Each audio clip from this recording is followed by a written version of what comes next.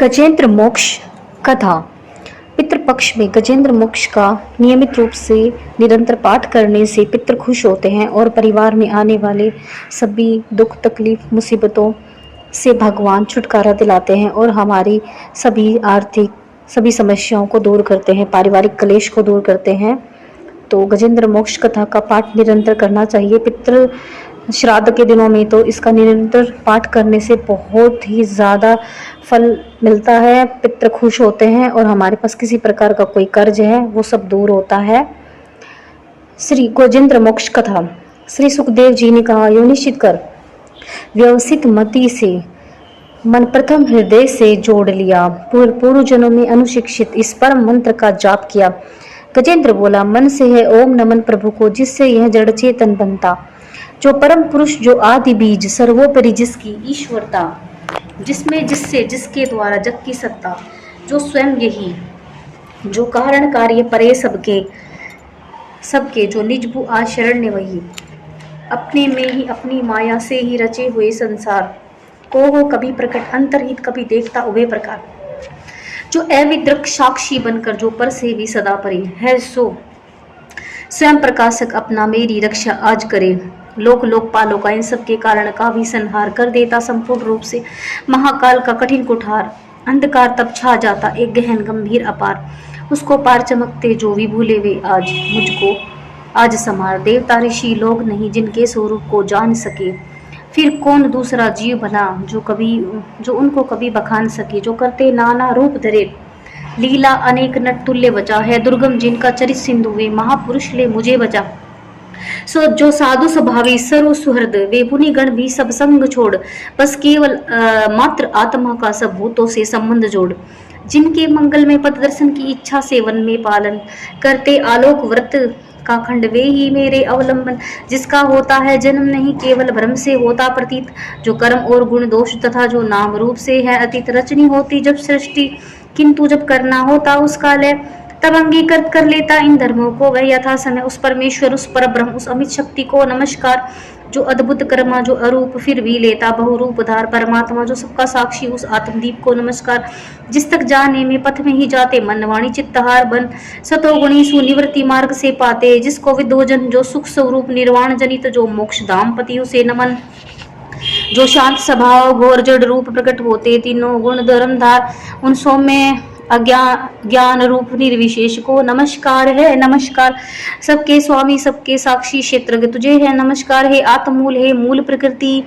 हे पुरुष नमस्ते बार बार, इंद्रिय विषयों का जो दृष्टा इंद्रियानुभाव का जो कारण, जो अव्यक्त असत की छाया में है सदाभास है तुझे नमन, सबके कारण निष्कारण भी है विकृति रहित सबके कारण, तेरे चरणों में बार बार नमस्कार मेरा अर्पण, सब श्रुतियों शास्त्रों का सारे, जो केवल एक अगाध लीले उस मोक्ष रूप को नमस्कार, जिसमें पाते सज्जन आश्रय, जो ज्ञान रूप से छिपा गुणों के बीच काष्ठ में यथा अनल अभिव्यक्ति चाहता मन, जिसका जिस समय गुणों में हो हलचल, मैं नमस्कार करता उसको जो स्वयं प्रकाशित है उनमें, आत्मलोचन करके न रहे जो विधि निषेध के बंधन में, जो मेरे जैसे शरणागत जीवों का हरता है बंधन, उस मुक्त अमित करुणा वाले आलस्य रहित के लिए नमन, सब जीवों के मन के भीतर जो है प्रतीत प्रत्यक्ष चेतन बन अंतर्यामी, हे भगवान हे हर परिचिन्न है तुझे नमन, जिसका मिलना है सहज नहीं उन लोगों को सदा रवि, लोगों में धन में मित्रों में अपने में पुत्रों में घर में जो निर्गुण, जिसका हृदय बीच जन अनासक्त करते चिंतन, हे ज्ञान रूप हे परमेश्वर हे भगवान मेरा तुझे नमन, जिनको विमोक्ष धर्मार्थ काम की इच्छा वाले जन भजकर वांछित फल को पा लेते, जो देते तथा अयाचित वर भी अपने भजने वालों को कर देते, जिनकी देह अमर वे ही आज उबार मुझे इस संकट से करुणा सागर, जिनके अनन्य जन धर्म अर्थ या काम मोक्ष पुरुषार्थ सकल की चाह नहीं रखते मन में, जिनकी बस इतनी रुचि केवल अत्यंत विलक्षण श्री हरि के जो चरित परम मंगल सुंदर आनंद सिंधु में मगन रहे गा गा कर, उनको निशिवास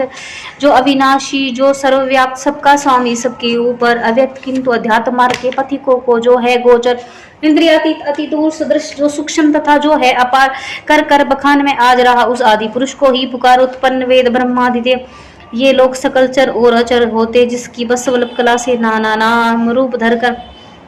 जो जवलित अग्नि से चिंगारी, जो रवि से किरणें निकल निकल फिर लौट उन्हीं में जाती है। गुणकृत प्रपंच उस भांति शकल मन बुद्धि सभी इंद्रियों का सब विविध योनियों वाले तक का जिससे प्रकटन हो, जिसमें हो जाता पुनरावर्तन। वह नहीं देव, वह असुर नहीं, वह नहीं मरते, वह कलीब नहीं,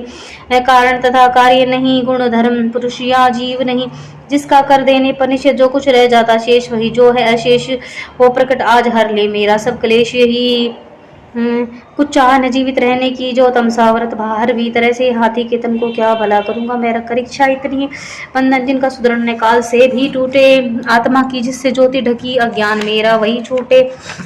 उस विश्व सृजक उस अज विश्व रूप जग से बाहर जग सूत्र था विश्वात्मा परम पद को इस मोक्षार्थी का नमस्कार। निज कर्म जाल को भक्ति योग से जला, योग परिशुद्ध हृदय में जिसे देखते योगी जन परमेश्वर प्रति में नत सविनय हो सकता सहन नहीं, जिसकी त्रिगुणात्मक शक्ति का वेग प्रगल जो होता तथा प्रतीत धरे। इंद्रिय विषयों का रूप सकल जो दुर्गम,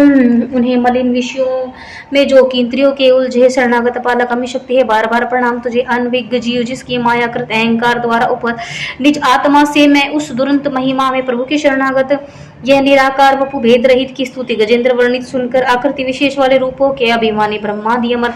आए। जब उसके पास नहीं तब श्री हरि जो आत्मा घट घट के होने से सब देव रूप हो गए, वहां उस काल प्रकट वे देख उसे उस भांति दुखी।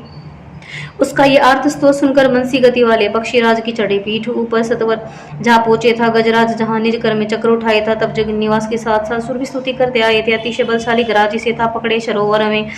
गजराज देखकर श्रीहरि को आसीन गरुड़ परम्बर में खरचक्र हाथ में लिए हुए वह दुखिया उठा कमल कर में विश्ववंग प्रभु नमस्कार यह बोल उठा पीड़ित स्वर में पीड़ा में उसको पड़ा देख भगवान अजन्मा पड़े उतर अविलंब गरुड़ से फिर कृपया झट खींच सरोवर से बाहर कर गज को मकर सहित उसका मुख चक्रधार से चीर दिया। देखते देखते सुरगण के हरि ने गजेंद्र को छुड़ा लिया। ओम नमो भगवते वासुदेवाय। जय श्री शंकर।